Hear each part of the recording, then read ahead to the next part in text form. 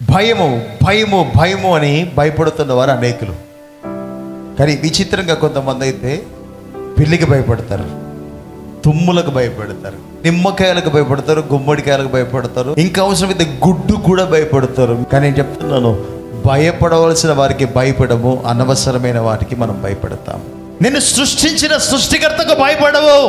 కానీ ఎవడైనా నీకు చేతబడి చేశాడు అంటే, లేదా పిల్లి ఎదురొచ్చిందంటే, గుమ్మడికాయ లేకపోతే తెలుసా భయం, తెలుసా వాడు ఎవడన్నా చేతబడి చేస్తాడేమో నా మీద అనే భయం. నిన్ను సృష్టించిన సృష్టికర్తకు మాత్రం ఎప్పుడు భయపడవు. అందుకే నీ జీవితమే ఒక భయముగా మారిపోయింది, కలవరముగా మారిపోయింది, నీ జీవితమే ఆందోళనగా మారిపోయింది. ఒక మాట చెప్పాలని ఆశపడుతున్నాను, నువ్వు దేనికి భయపడాల్సిన పని లేదు. నువ్వు దేవునికి భయపడితే సమస్తం నీకు భయపడతాయి. ఆయన గర్తించగా తుఫాను ఆగిపోయింది, ఆయన గర్తించగా గాలి ఆగిపోయింది, ఆయన గర్తించగా వాతావరణం అంతా ప్రశాంతంగా మారిపోయింది. ఆయన మాటలో అంత శక్తి ఉంది. ఆయనను కలిగిన నువ్వెందుకు భయపడుతున్నావు? ఏ చేతబడి క్రియలు నేనేమి చేయలేవు, ఏ పిల్లి నీ జీవితంలోకి వచ్చినా అది ఏమీ చేయలేదు. కారణం ఏంటంటే నీ భ్రమది. లోకంలో ఉన్నవాడి కంటే నీలో ఉన్నవాడు గొప్పవాడు. సృష్టించిన సృష్టికర్తను కలిగి ఉన్నావు నీవు. అందుకే ఈరోజు చెప్తున్నాడు, ఇర్మియాతో దేవుడు మాట్లాడుతున్నాడు. ఏమని మాట్లాడుతున్నాడు ఒకసారి చూద్దాము. ఇర్మియా గ్రంథం 1:8 మనం చదువుదాం. వారికి భయపడకుము, వారికి భయపడకుము, నిన్ను విడిపించుటకు నేను నీకు తోడై ఉన్నాను. ఇదే యెహోవా వాక్కు.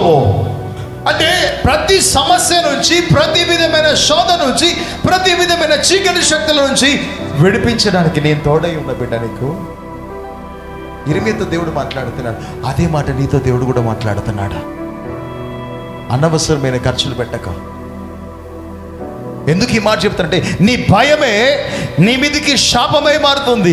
యోబు అన్నాడు, ఏది నా మీదికి వస్తుందో అదే నా మీదికి వచ్చింది అన్నాడు. ఏ ప్రమాదం నా మీదికి రాబోతుందో అదే ప్రమాదం నా మీదికి వచ్చింది అన్నాడు. అంటే మనం ఏది తలుస్తే అదే జరుగుతుంది. ఒకవేళ నీవు మంచి కోరుకో, నా దేవుడు నన్ను ఆశీర్వదిస్తున్నాడు, నా దేవుడు నన్ను దీవిస్తున్నాడు, నా సమస్యలు పోతున్నాయి, నా బాధలు పోతున్నాయి, నా ఇరుకులు పోతున్నాయి, నా ఇబ్బందులు పోతున్నాయి, ప్రతి విధమైన శోధ నుంచి దేవుడు నన్ను విడిపిస్తున్నాడని పలుకుతూ నువ్వు ఉండు. నీ భయము నిన్ను విడిచిపెట్టి ఇర్మియాకు దేవుడు తోడై ఉన్నట్టుగా నీకు దేవుడు తోడై ఉండబోతున్నాడు. ప్రతి పరిస్థితిని తోడైపోతున్నాడు.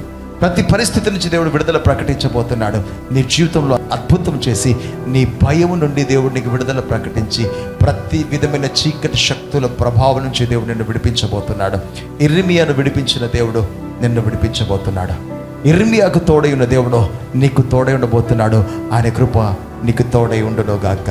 May God bless you.